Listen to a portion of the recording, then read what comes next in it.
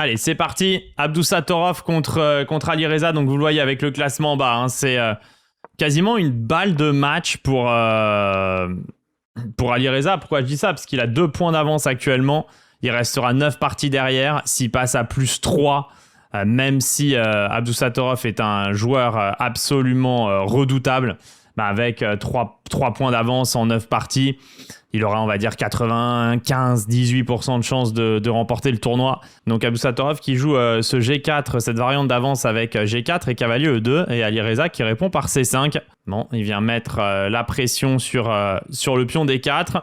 Bon, et là, franchement, c'est cette variante d'Abdou est un peu étrange. Je la connais pas. Elle doit être théorique, hein, bien évidemment. Ce qu'il faut se dire, c'est que ça doit pas être une grande ligne. Et donc, il va falloir qu'Alireza trouve les coups.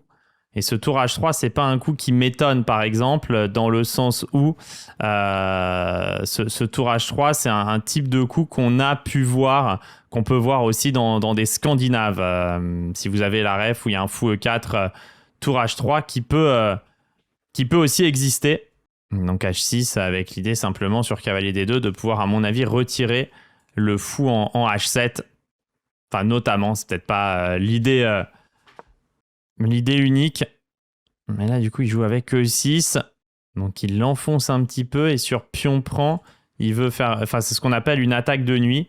Et il veut complètement bloquer le fou F8 derrière le pion E7. Donc, C3, fou H7. C'est un peu à double tranchant ce que fait Abdou. En tout cas, c'est intéressant. Ils ont toujours plein d'idées, hein, les joueurs ouzbeks.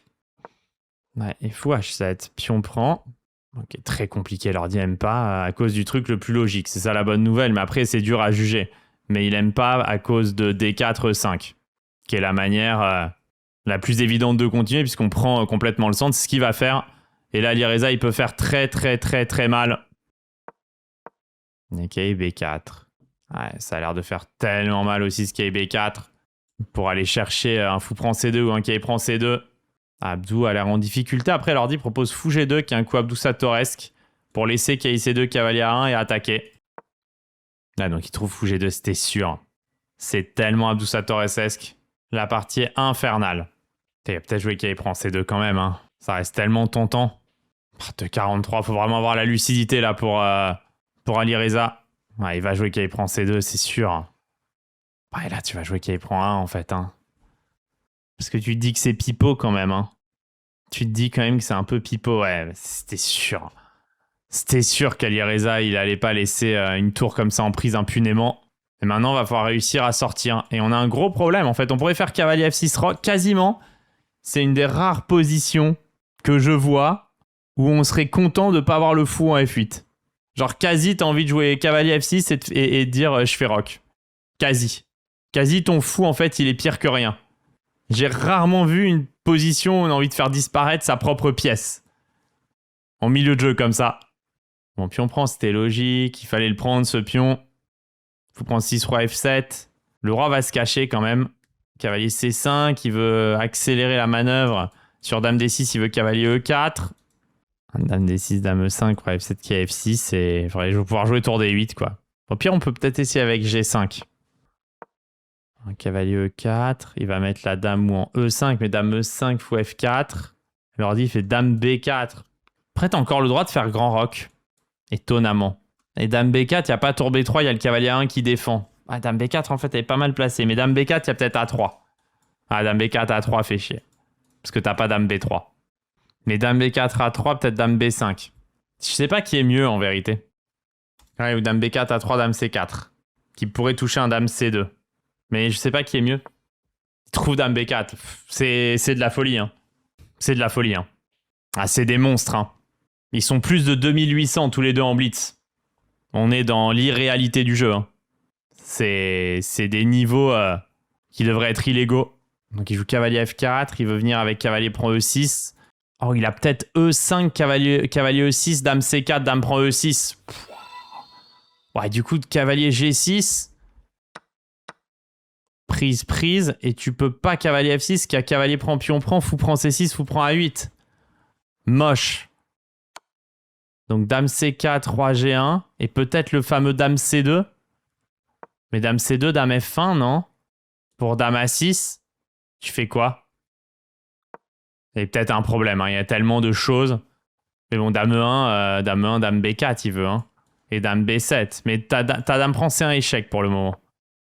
Pouah. Mais t'aurais vraiment envie de faire petit roc, hein. Genre vraiment, hein. Ce sera un coup candidat. G5. J'y avais pas pensé, mais c'est pas con. Et dame prend 1. Tour prend B2. Mais c'est nimp. C'est hyper bien joué. Tour B3. Si t'échanges, il va rentrer avec la dame en A7. Ouais, c'est ce qui va se passer. Mais je pense qu'il veut dame B1, fou F1, tour H1. Ah, mais pas sûr que ça marche, en fait. Non, il veut dame B1, fou F1, dame E4, menace tour H1 mat. Sur dame A7. Mais il l'a sur dame A6. Ah non, il veut dame C8 mat. Ouais, bon, là, le gain est introuvable. C'est dame B1, fou F1, tour H1, roi H1, dame prend E4, fou G2, dame prend G6. C'était introuvable. Là, cavalier C7. Il n'y a pas de cavalier, y a pas de cavalier C5. Et il y a E6 au next. Ouais, un échec. Est-ce qu'il peut jouer dame prend E4? Il peut. Il monte. Fou C4, échec, roi F5. C'est quoi cette partie? C'est n'importe quoi. Mais c'est incroyable. Et sur fou G2, il doit y avoir dame B1 maintenant. Fou F1, tour H1. Et il enchaîne. Ouais, là, il va l'enchaîner. Et en plus, il récupère du temps en boucle. Attention de ne pas faire dame E1. Mais il doit pouvoir zigzaguer et se placer. Où est-ce qu'il doit se placer?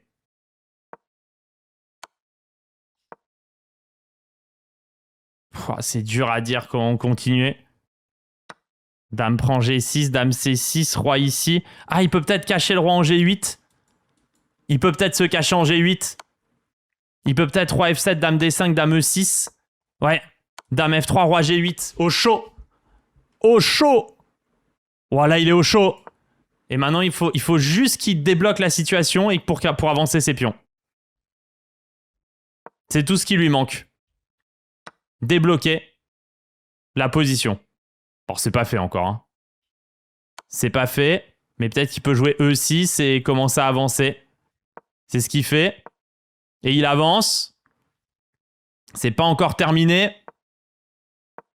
C'est pas encore terminé. Mais il est au chaud. Le roi est au chaud. Il va mettre des échecs pour récupérer du temps et être en capacité de calculer. En plus, la dame en F5 est bien. Il laisse le pion en l'air. Il n'a pas fait dame F3, évidemment. Il a fait dame F2. Et là, il a dame E1, dame D2. Non, il rate. Dame E1, dame D2, clôturer la partie tout de suite.